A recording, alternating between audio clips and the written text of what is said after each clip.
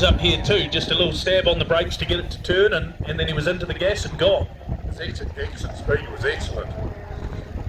Up that straight, the sooner you get onto the gas, the better you're going to do for the uphill straight.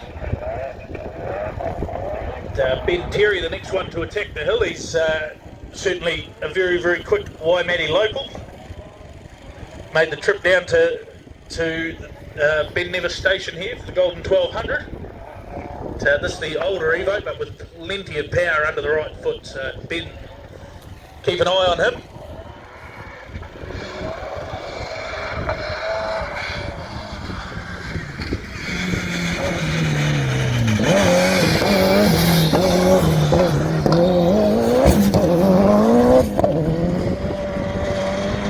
The older car with the suspension geometry and differentials and the like, you can see that a problem for Joe Quantock.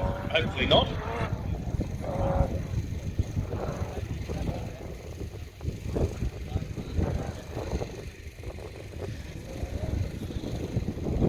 See how Ben goes this time round, but certainly wasn't lacking for horsepower